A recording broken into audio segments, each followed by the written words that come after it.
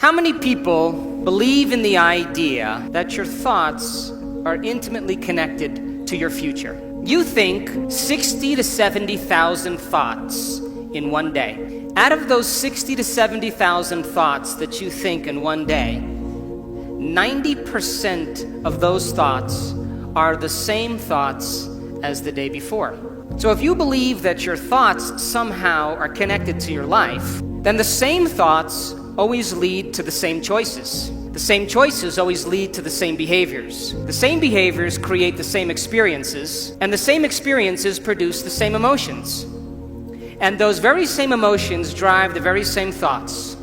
And how you think, how you act, and how you feel is called your personality. And your personality creates your personal reality. That's it.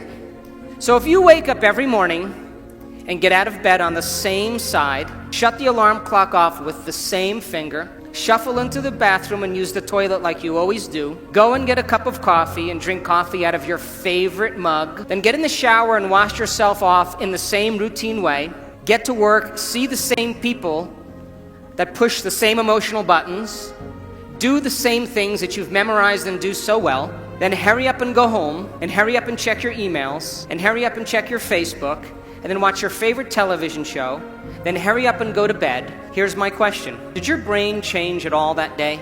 We could say that you were thinking the same thoughts, performing the same unconscious actions, living by the same emotions, but secretly expecting your life to change. And by the time you're 35 years old, this is science now, we become a set of memorized behaviors, unconscious habits, automatic emotional reactions, beliefs and perceptions, and even attitudes that function just like a computer program. And so 95% of most people's behaviors, attitudes, thoughts, beliefs, emotional reactions are subconscious programs. But what if you woke up in the morning and you said this: what is the greatest expression of myself that I can present to the world today? What if you said, no more complaining, no more feeling sorry for myself, no more judging anybody, I'm going to stop that. Let me plan my behaviors today.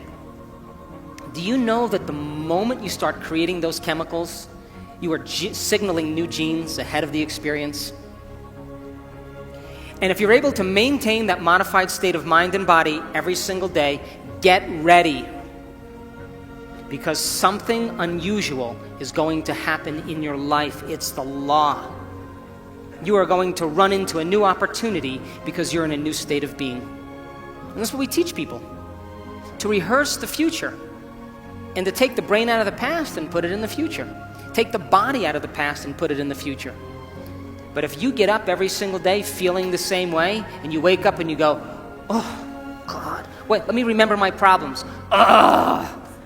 You just return back to the old self. So then, if you wanted to create a new life, then you would have to start thinking about what you've been thinking about and change it. You would have to become aware of your unconscious thoughts and observe them. You would have to pay attention to your automatic habits and behaviors and modify them. You see, most people try to create a new personal reality as the same personality, and it doesn't work. You literally have to become someone else. So would you agree then? New thoughts, new information should lead to new choices. New choices should lead to new behaviors. And new behaviors should create new experiences. And new experiences should produce new emotions. And those new emotions should drive new thoughts. And that's called evolution. So then if you wake up in the morning and you are not being defined by a vision that's bigger than you, and you are not passionate about that vision, and it doesn't get you out of bed and inspire you into possibility, and you get up living from the old hardware of the past and the old emotions stored in your body, do you know what's going to happen to you? You're going to wake up and you're going to open your eyes, and you're going to see the same people and go to the same places and do the exact same thing at the exact same time. And the moment you open your eyes, all of a sudden now, it's your external environment that's controlling how you think and feel. Because you have a neurological network in your brain for every person you know, every place that you go, everything that you own, everything that you do. And the moment you open your eyes and you see the same people and go to the same places and do the exact same thing at the exact same time, it's your external environment that's turning on different circuits in your brain, causing you to think equal to everything that you know. And you told me you believe that your thoughts have something to do with your destiny. And as long as you're thinking equal to your environment, you keep creating the same life. And so the moment you stop making the same choices that you always make, get ready, because it's going to be uncomfortable. And that's the moment you're heading towards the new self. And we call it stepping into the river of change. But now, remember, 95% of who you are is your body as the mind. You know, you've done something enough times that your body does it better than your brain. So you may actually complain unconsciously because your body does it all the time. And all of a sudden you say, no complaining, no more blaming, no more feeling sorry for myself, no more talking about other people. I'm going to stop. You know what happens, don't you? The body starts sending signals to the brain. The body's been conditioned that way. And all of a sudden you start hearing the thoughts in your head that say, why don't you start tomorrow? Tomorrow's a better day. This is too hard for me, I can't change. Something's wrong with me, it's my mother's fault. It's my ex-husband's fault. It's my ex-wife's fault. I'm this way because of this event. Or the most important one, this doesn't feel right. And the moment you respond to that thought as if it's true, that thought leads to the same choice, which leads to the same behavior, that creates the same experience, that produces the same emotion, and the person says, this feels right. That feels familiar. Going from the old self to the new self, stepping into that void, stepping into that uncertainty, is the biological, the neurological, the chemical, the hormonal, genetic death of the old self.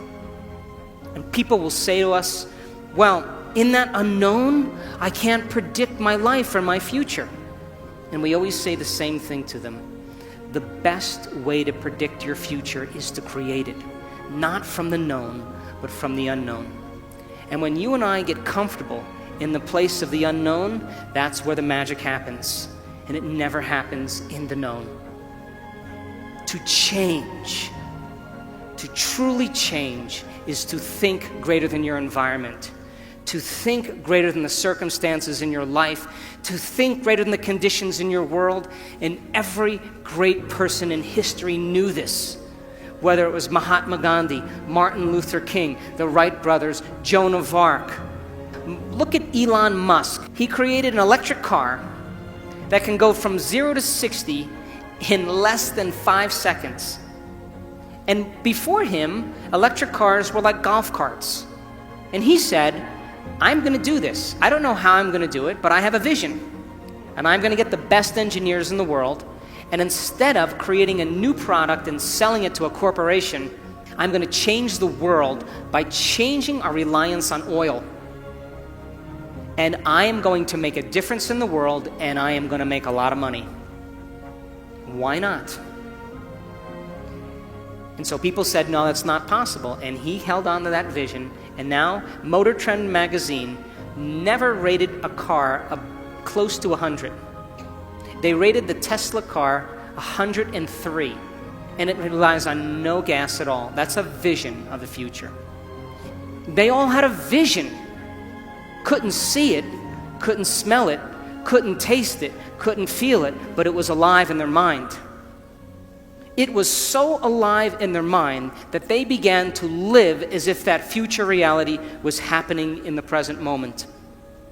In other words, you have to feel empowered in order for your success to show up. You have to feel abundant for your wealth to find you. You have to be in gratitude for you to create the life that you want. And by you teaching your body emotionally what that future could feel like ahead of the actual experience is changing your biology. Because most people wait for something outside of them to change how they feel inside of them. And when something outside of them changes how they feel inside of them, they pay attention to whoever or whatever caused that, and they create a memory. That's the old model of reality of cause and effect, waiting for something outside of you to take your pain away inside of you. The new model of reality is about causing an effect. That means then you have to feel gratitude every day for your new experience to occur. You can't wait for your success to feel empowered. You have to be empowered to create the success. And when you teach people how to do this, and they move into a new state of being, they begin to create the life that they want. Learn, study, change, apply, and meet the challenges in your life with a greater level of mind.